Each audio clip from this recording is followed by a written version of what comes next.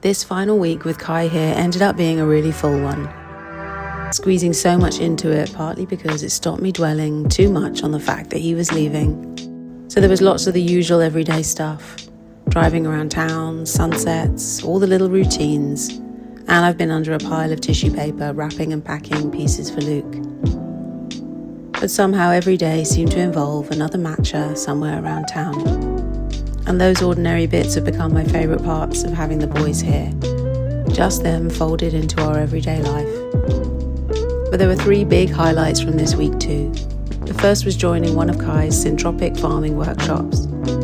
He's been volunteering with his collective that's rewilding the land and exploring different farming methods. And after everything he learned working on projects in South America, he's now sharing some of those ideas and skills here. So we spent the day digging, planting and learning. Hard work in the heat, but really special seeing this new piece of land slowly coming together.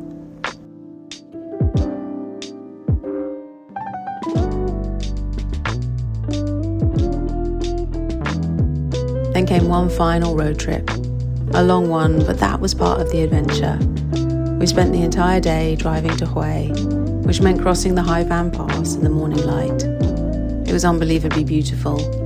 The camera never quite captured it properly, but the mountains were covered in these tiny white flowers, almost like someone had dusted sugar across the hillsides.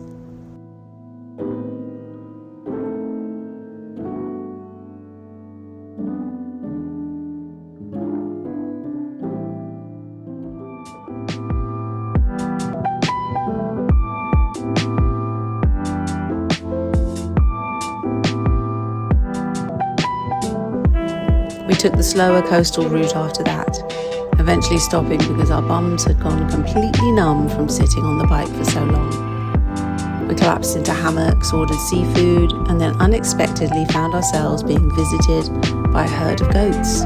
Of course, I jumped for joy, because I'm fairly certain I've never seen goats wandering around by the sea before.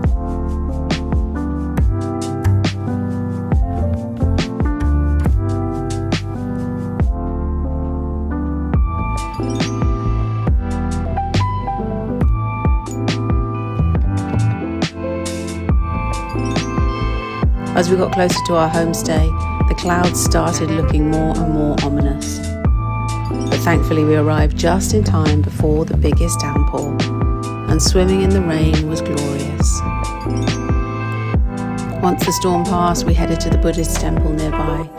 Everything felt so peaceful, especially after the rain. Quiet and wash clean.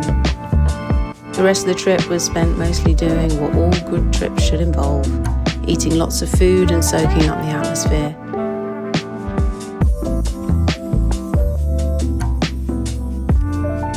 The standout meal was this tiny local place serving a Hue speciality of clams and rice. So simple, so good. And I think the rest probably speaks best through a montage.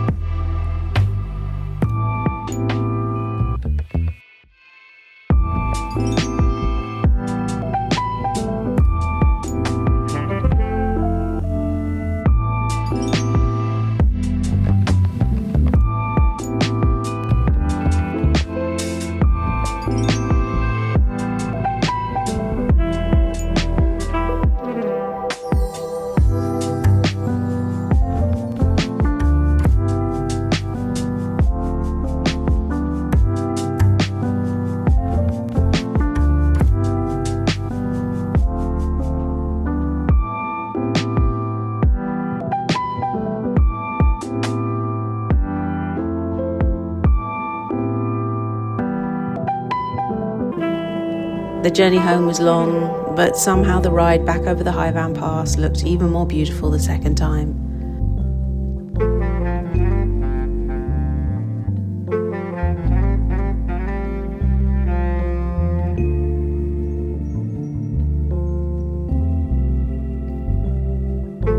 And then suddenly we're back in Hoi An and properly into countdown mode before Kai left.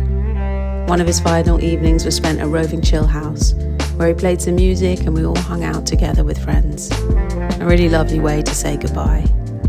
And yes, there were tears, there always are, and I imagine there probably always will be.